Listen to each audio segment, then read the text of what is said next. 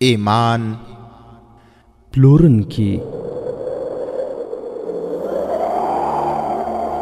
19 برخه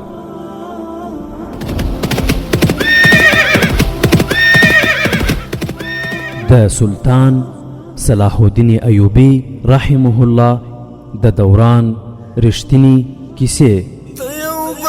صلاح الدین پر د غزمکارا پیدا کړه، ته یو بل صلاح الدین پر د غزمکارا پیدا کړه. الحمد لله وكفى والصلاة والسلام على رسوله المصطفى. اما بعد، عزتمند ورونو، تاسو واوریدل چې د صلیبیانو لخوا روزل شوی صلیبي جاسوس چې د عالم په شکل کې په یو جماعت کې ملا و، د علي بن سفیان رحمت الله علیه لخوا څخه ونیول شو او بندي شو، او له هغه سره دوه نور جاسوسان هم وي چې هغه هم بنديان کړي. خو صلاح الدین ایوبی رحمت الله علیه علي بن سفیان ته ویلی و چې زه یو جواری کول غواړم، خو اوس یې تا ته نه وایم، او سبا غرمې ته ټول پوځي مشران راوغواړه. صلاح الدین ایوبی رحمت الله علیه دغه لارښوونه علي بن سفیان ته وکړه. اوس به په کومه برخه کې تاسو واورئ چې صلاح الدین ایوبی رحمت الله علیه کومه جواری کول غواړي، او په هغه جواری کې د دې ستر مجاهد کوم مطلب دی، او دا به هم واورئ چې دغه نیول شوی صلیبي جاسوس چې د عالم په جامه کې په یو مسجد کې ملا و، کوم رازونه د پخوانیو او اوسنیو غربیانو او صلیبیانو افشا کوي. علي بن سفیان رحمت الله علیه پوښتنه وکړه، نو بیا تاسو څه کول غواړئ؟ صلاح الدین ایوبی رحمت الله علیه ورته وویل، زه هغه په عزت سره بیرته لېږل غواړم. علي بن سفیان رحمت الله علیه په حیرانتیا سره د صلاح الدین ایوبی رحمت الله علیه خولې ته وکتل. صلاح الدین ایوبی وویل، زه یو جواری کول غواړم علي، اوس یې زما نه پوښتنه مه کوه، زه فکر کوم چې دا لوبه به وکړم، ان شاء الله بریالی بشم. هغه له لږ ځنډ وروسته وویل، سبا تر غرمې وروسته نایب سالاران، مشاورین او اعلی قمندانان او د هر ادارې رئیسان ما ته راولېږه، ستاسې شتوالی هم هلته ضرور دی. علي بن سفیان رحمت الله علیه په هغه شپه له هغه عالم نه لومړی ځل تحقیقات وکړل، خو هغه ډېر کلک سړی وښود. هغه وویل، زما خبره په غور واوره علي بن سفیان، موږ دواړه د یو ډګر سپاهیان یو، که ته کله زموږ په هیواد کې ونیول شوې نو زه هیله لرم چې ته به مرګ ومنې، خو له خپل هیواد او خلکو سره به دوکه ونه کړې. ته همدا هیله زما نه هم ولره، او ما ته معلومات ده چې زما پای به څه وي. که زه تا ته هغه ټولې خبرې وکړم چې ته زما نه پوښتنه کول غواړې، نو بیا به هم تاسې ما ونه بخئ، زه به بیا هم په همدې زندان کې مړ کېږم. که په جلاد مې ووژنې او که په ډېرو تکالیفو مې ووژنې، نو بیا زه ولې خپل ملت ته دوکه ورکړم؟ علي بن سفیان رحمت الله علیه وویل، زه هیله لرم چې ته به خپله اراده بدله کړې. ته د هغو دوه نجونو د پت په خاطر دا نه خوښوې چې زه درنه څه وپوښتم هغه راته ووایه. صلیبي عالم جواب ورکړ، څنګه عزت او پت؟ له هغو نجونو سره یوازې نازونه او نخرې دي، او یا هغه هنر دی چې ډبرې پرې هم موم کولی سي. له هغوی سره د عزت او پت په نامه باندې کوم شی نسته. دا خو هغوی ته ورزده کېږي چې له خپل پت نه لاس ومینځي، نو هغوی چې کله بیا ستاسې په لور را روانې سي د خپل پت او ابرو تصور هم نه کوي. نو که تاسې له هغو نجونو سره زما په مخ کې هره رویه کوئ، ویې کړئ، زه به درته هېڅ هم ونه وایم، او نجونې به هم تاسې ته هېڅ ونه وایي. خو علي بن سفیان رحمت الله علیه په دغه صحنه کې وویل، جاسوس نجونو ته موږ د مرګ سزا ورکوو، خو هغوی مو کله هم رسوا کړي نه دي. موږ ته د اسلام سپېڅلی دین د ښځو د بې حیایي اجازه نه راکوي. جاسوس صلیبي عالم یې په جواب کې وویل، که تاسې د مینې حربه وکاروئ او که د تکلیف ورکولو، زموږ نه به یو هم تا ته د خپلو هغو ملګرو په باب باندې څه ونه وایي چې ستاسې د سلطنت په جرړو کې ناست دي. تا له نجونو سره د ښې رویې وعده کړې ده، زه یې په بدل کې درته وایم چې دا زما او ستا جنګ نه دی، دا د صلیب او د اسلام جنګ دی. زه له هغو جاسوسانو نه یم چې له دې ځایه هلته خبرونه استوي او ستاسې راتلونکي عزایم خپلو واکمنو ته څرګندوي. تاسې په دې پوه شئ چې زموږ په اداره کې زما رتبه ډېره لوړه ده. زه عالم یم، د خپل دین مې هم دومره ژوره مطالعه کړې لکه څومره مې چې ستاسې دین مطالعه کړی دی. د انجیل او قرآن تر بیخه مې ځان رسولی دی. خو زه منم چې ستاسې دین غوره دی. دا د هر انسان دین دی چې مراد یې د اسلام سپېڅلی دین دی. دا د هر انسان دین دی چې هیڅ پیچلتیا نه لري او د مقبولیت وجه هم دا ده. خو زه تاسې ته دا ویل هم غواړم چې ستاسې دښمنانو ستاسو د دین اصلیت ګډوډ کړی دی، د دې لپاره چې د دې مقبولیت پای ته ورسول شي. یهودانو د مسلمانو علماو په جامه کې پکې ډېر بې بنسټه روایات داخل کړي دي. اسلام د اوهامو پر خلاف و، خو دا مهال تر ټولو زیات خیال پرستان مسلمانان دي. دغسې نور بې شمېره شیان او بدعتونه یې ستاسې په دین کې نه ایستلي دي. دا د صلیبي عالم نظریه وه چې علي بن سفیان رحمت الله علیه ته یې وړاندې کړه او ورپسې یې وویل موږ له یوې اوږدې مودې راسې ستاسې د دین اصلي افکار ګډوډوو، ځکه چې موږ پوهېږو چې په نړۍ کې به یوازې دوه دینونه پاتې کېږي، یو عیسویت او بل اسلام، او دا دواړه به تر هغه وخته په جګړه وي تر هغه چې له دواړو نه یو ختم سوی نه وي. کوم دین د تورو او لیندو په زور نه ختمیږي او کوم دین په تبلیغ سره هم نه ختمیږي. د دې کار یوه چاره ده چې ما غوره کړې. زه تا ته دا وایم چې زه په دې کار کې یوازې نه یم، یوې مکمل ډلې ستاسې په دین باندې حمله کړې. ورونو، د صلیبي عالم د دغو خبرو په جریان کې یوې وړې تبصرې ته ضرورت شته، او دا تبصره ډیره مهمه ده، ځکه چې تاسو به د دې تبصرې په پای کې پوه شئ چې امریکایانو او صلیبیانو د خپل یرغل سره سم په افغانستان کې څومره کلیساګانې جوړې کړي دي او عیسویت ته په کومه تګلاره باندې تبلیغ کړی.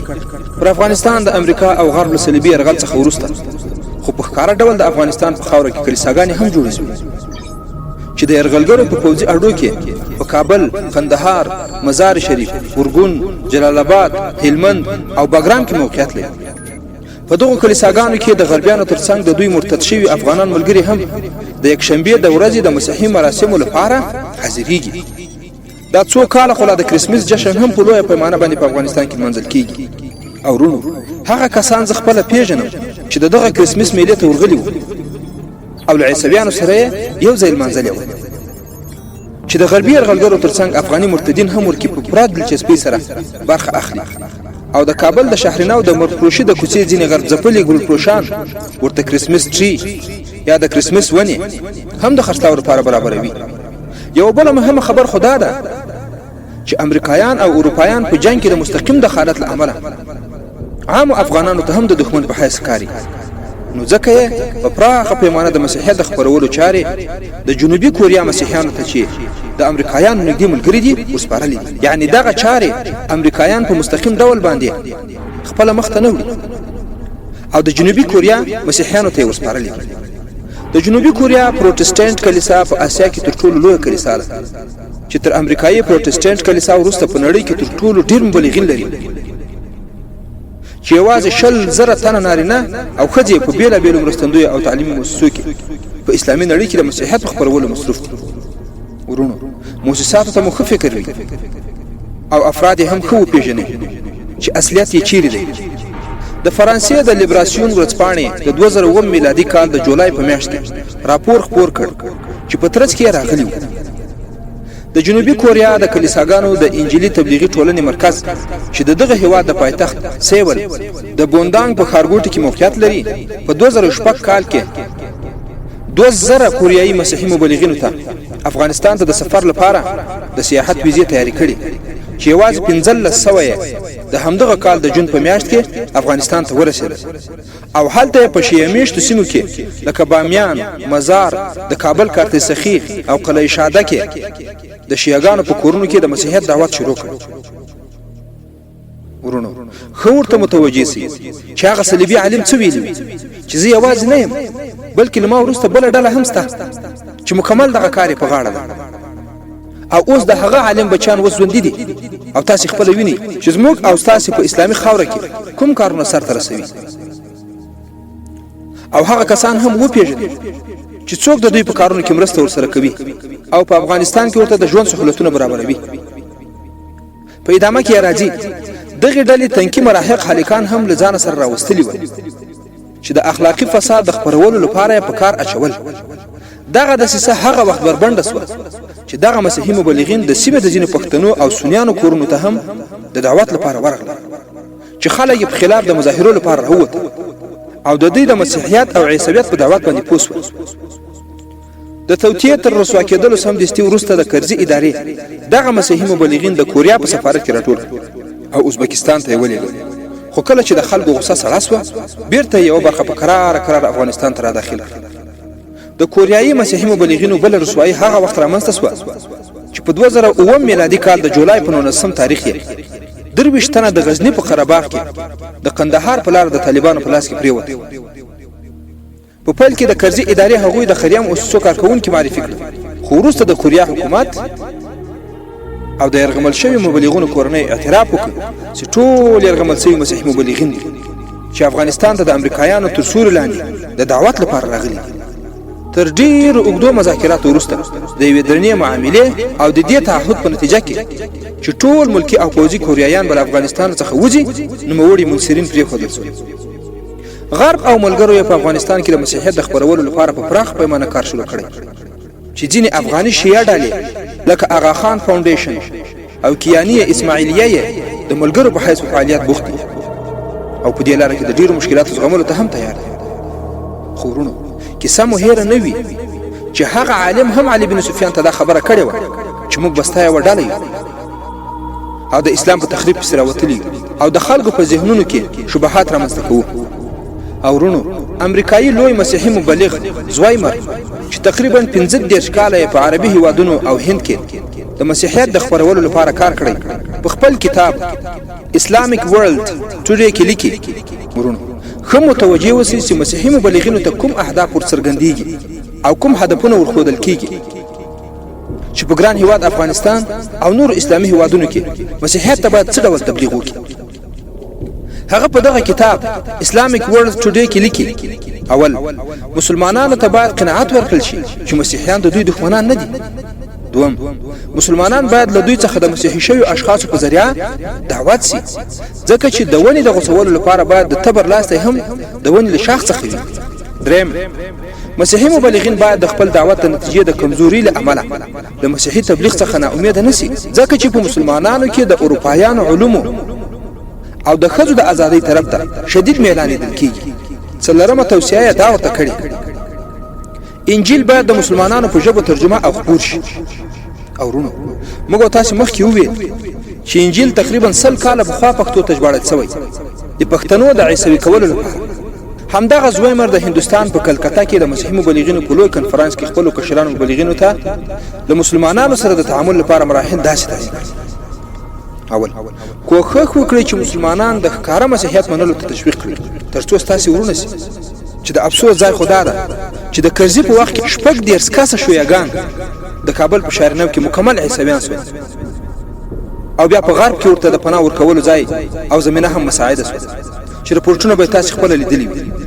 او زویمر دومره توصیه دا ورته وکړه که مسلمانان مسیحیت در سره نه مني نو داسې حالات ورته جوړ کړي او په داسې کارونو یې اخته کړي چې له اسلام څخه ووځي که څه هم چې په مسیحیت کې داخل نشي ځکه چې د اسلام څنګه خالی کول په خپل لوی هدف ده. ورونو او درېمه خبره دا ورته وکړه که مسلمان له اسلام څخه وتل هم نه مني نو کوښښ وکړي په اسلام کې دننه فکر او نظر داسې خراب کړي چې له اسلامي شریعت څخه کرکه ولري لکه په نن زمانه کې چې ځینې کاتولیک والا او د دیموکراسي پلویان لري او هر څه چې کوي د ګیډې او شهوت لپاره تر سره کوي. ورونو دا تبصره په دې خاطر ضروری و چې تاسو پوښتنه چې زموږ هیواد په ګران افغانستان کې هم د امریکایانو لخوا څخه مسیحیت ته تبلیغ روان و او لا تر اوسه ډېرې بیلګې هم لیدل کیږي. خو لله الحمد مجاهدین او د اسلامي امارت استخباراتي کارکونکو په هر ځای کې د دوی د سیور شندې کړي او لنه بریالي کېدونکي شکست سره مخ. اوس براسو د کیسې پاتې برخه صلیبي جاسوس چې دا خبرې کولې علي بن سفیان رحمت الله علیه د هغه په مخ کې قدم وړ او د هغه خبرې په ډېر غور سره اورېدې. هغه د عالم جاسوس په پښو کې زولنې او پلاسونو کې اتکړې اچولې. د هغه اراده خدا و چې دا جاسوس به هم لکه د نورو په شان د جزاګانو لمراحلو تیروي چې بل اخره به ټول لازم افشا کړي. خو هغه د زندان یو مجاهد راوغوښت او د صلیبي عالم زولنې پرانیسته او د هغه لپاره یې خواړه او اوبه هم راوغوښت. وی وی زما دا رویه د قانع کول وسیله مګڼه، موږ د عالمانو درناوی کوو که څه هم له هر دین سره اړیکې وي زه له تا نه هېڅ پوښتنې نه کوم، څه چې دې خوښه وي هغه ووایه. خو کله چې علي بن سفیان رحمت الله علیه دغه رویه ورسره وکړه، عالم جاسوس وویل علي زه ستا درناوی کوم، په تا کې سربیره پر دې چې ما د ستاینې هم اورېدلې دي، د خپل مطلق ډېره پوهه هم سته او له سپېڅلي احساس سره مو ولولې هم ملګري دي، او بل ستاسې لپاره تر دې بل لوړ اعزاز څه شی کېدای شي چې صلیبي پادشاهان مو وژل غواړي. د دې مطلب خو همدا دی چې ته د صلاح الدین ایوبي او نور الدین زنګي په پله باندې روان یې. ما تاسو ته ویلي چې ما له علم نه دا زده کړي چې د کوم ملت تهذیب، تمدن او دین چې انجل بنجل شي، نو بیا پر هغه قوم او ملت باندې د یرغل او جنگ جګړو اړتیا نشته. که کوم قوم لاندې کول غواړي نو په هغوی کې شهواني اور بل کړي. او علي که چیرې ته باوري نه نو د خپلو مسلمانانو واکمنانو حالت ته دې وګوره.